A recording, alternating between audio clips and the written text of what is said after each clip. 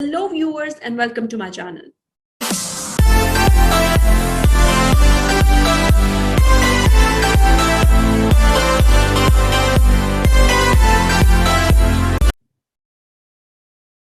मेरा जो आज का टॉपिक है that is bacterial transformation.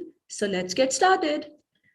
सबसे पहले तो हमें पता होना चाहिए that transformation होती क्या है. So transformation is the basically process in which transfer of genes occur from one bacterium to another. ये एक नेचुरल वे है जिसके थ्रू बैक्टीरिया जो है वो जेनेटिक वेरिएबिलिटी शो करता है. सो इस प्रोसेस में होता क्या है, जब कोई बैक्टीरिया लाइज हो जाता है, उसकी डेथ हो जाती है, सो वो बैक्टीरिया अपने सेलुलर कंटेंट्स जो है अपनी सराउंडिंग इन्वायरमेंट में रिलीज करता है. जैसा कि आपको यहाँ नजर आ रहा है, ये बैक्टीरिया ये लाइज हो गया आफ्टर लाइसिस, उसके कुछ डीएनए फ्रेगमेंट्स जो है वो रिलीज हो गए इनटू द सराउंडिंग इन्वायरमेंट. सो अगर कोई रिसिपिएंट सेल है इन नियर बाय विसिनिटी, ये एक दूसरा बैक्टीरियम है जो उसके करीब मौजूद था, उसकी विसिनिटी में मौजूद था, और वो इस फिजियोलॉजिकल स्टेट में भी था कि वो उस डीएनए को टेकअप कर ले. तो जब उसको टेकअप करता है सेकंड बैक्टीरियम, तो होमोलोगस रिकॉम्बिनेशन के थ्रू वो उसके जीनोम के अंदर इंटीग्रेट हो जाता है. सो इन दिस वे ये बैक्टीरिया ट्रांसफॉर्म हो जाता है. अब इसके पास जो लाइज्ड बैक्टीरिया था उसका डीएनए फ्रैगमेंट भी आ चुका है. But the important thing to know is that कि सारे बैक्टीरियम ये नहीं कर सकते. Transformation occurs naturally among few organisms. ठीक है, सब bacteria is not able to do transformation. So transformation के प्रोसेस में क्या होता है कि सेल डेथ के बाद बैक्टीरिया जब लाइज होता है वो अपने रिलीज करता है DNA contents into surrounding environment, और रेसिपिएंट सेल उसको एक्सेप्ट करता है और फाइनली वो ट्रांसफॉर्म्ड हो जाता है और अपनी जेनेटिक मटेरियल में उसको इंटीग्रेट कर लेता है. सो हम आगे बढ़ने से पहले हमें थोड़ा सा बैकग्राउंड पता होना चाहिए कि ट्रांसफॉर्मेशन का पता किस तरह से लगा. सो ग्रिफ्थ्स का एक ट्रांसफॉर्मेशन एक्सपेरिमेंट बहुत ज़्यादा इंपॉर्टेंट है इसके लिए. उसमें था क्या, इसमें जो इंपॉर्टेंट बात है वो है pathogenic bacteria have capsule. Start करने से पहले आपको पता होना चाहिए कि उसके कुछ पॉइंट्स हैं, की पॉइंट्स हैं. जो पैथोजेनिक बैक्टीरिया होते हैं दे हैव कैप्सूल. आपको पता है सब बैक्टीरिया आर नॉट पैथोजेनिक. हम यहाँ पर स्पेसिफिकली पैथोजेनिक बैक्टीरिया की बात कर रहे हैं. So they have capsule and non pathogenic bacteria have no capsule. तो ये बात आपने याद रखनी है, या आपको आगे इंपॉर्टेंट है इस वीडियो के हवाले से. सो ग्रिफ्थ ने क्या एक्सपेरिमेंट किया, उसने पहले लाइव पैथोजेंस लिए और उसको इनोक्यूलेट किया into and what is living in encapsulated bacteria means उसके ऊपर कैप्सूल मौजूद था. सो पैथोजेनिक बैक्टीरिया जैसे हमने कहा कि वो क्या होते हैं, कैप्सुलेटेड होते हैं.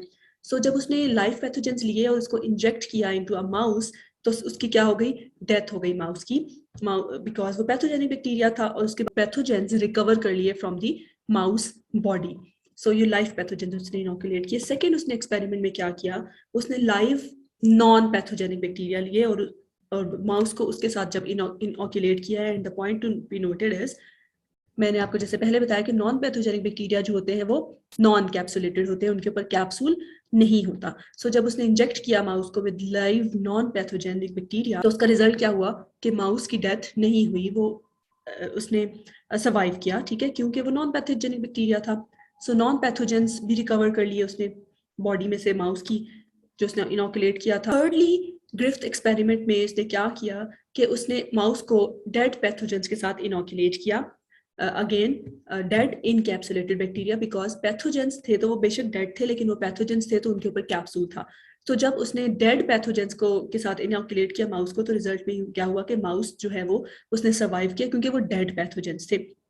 वो पैथोजेनिसिटी शो नहीं कर सकते because they were pathogens. Mouse lives and no pathogens were recovered because those pathogens were dead.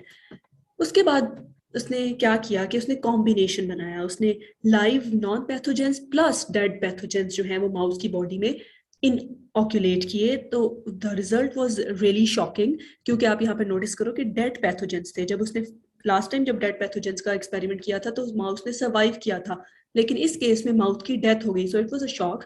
तो उसमें पता लगा कि जो उसने इंजेक्ट किए थे वो तो लिविंग नॉन इनकैप्सुलेटेड बैक्टीरिया थे और डेड इनकैप्सुलेटेड बैक्टीरिया थे. तो रिजल्ट में माउस की डेथ हो गई.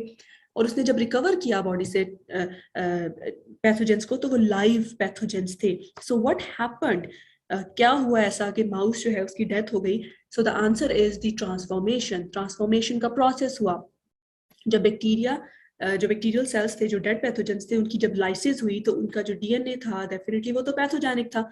तो उसने जब इनोकुलेट किया माउस के अंदर, तो वो डेड पैथोजेंस, जो लाइव नॉन पैथोजेंस थे, उसको पैथोजेनिक बैक्टीरिया में कन्वर्ट कर दिया because of the process of transformation, क्योंकि उस बैक्टीरिया ने उसका डीएनए फ्रैगमेंट को पिकअप किया और उसको अपने जीनोम के अंदर इंटीग्रेट किया, और नॉन पैथोजेनिक बैक्टीरिया थे वो कन्वर्ट हो गए इनटू पैथोजेनिक बैक्टीरियाज। सो यहाँ पे हम जेनेटिक बेसिस देखते हैं ट्रांसफॉर्मेशन की। यहाँ पर आप देखो ये डीएनए फ्रैगमेंट्स हैं फ्रॉम डोनर सेल्स, ठीक है, वो सेल जो लाइज हो चुका है, ये उसके डीएनए फ्रैगमेंट्स हैं जो आपको कैपिटल ABC में शो किए गए हैं, और ये रिसिपिएंट सेल है, उसका क्रोमोसोमल डीएनए है वो आपको स्मॉल केस लेटर से शो किया गया है। अब ट्रांसफॉर्मेशन में क्या होता है, recipient cells takes up DNA, सही है, अगर वो फिजियोलॉजिकल स्टेट में है, अगर ये बैक्टीरिया अलाउ करता है ट्रांसफॉर्मेशन को, तो वो क्या करेगा, सराउंडिंग में ये जो हमने डीएनए फ्रैगमेंट्स देखे थे पहले डोनर सेल के, वो इनको एक्सेप्ट कर लेता है, अपनी टेकअप कर लेते हैं उस डीएनए फ्रैगमेंट्स को, या आप कैपिटल केस लेटर में देख सकते हैं। सो उसके बाद क्या होता है, होमोलोगस रिकॉम्बिनेशन होती है। रिकॉम्बिनेशन से क्या हुआ, ये देखो आप कैपिटल बी जो रेसिपिएंट सेल था उसके जो डीएनए फ्रैगमेंट्स थे वो हमने स्मॉल केस लेटर से शो किए थे।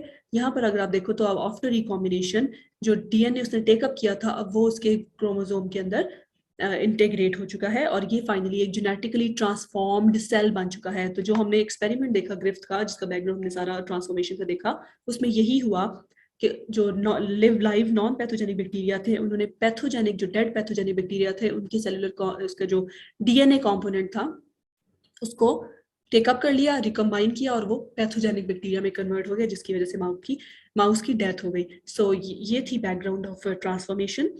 होपफुली आपको ये समझ में आया होगा।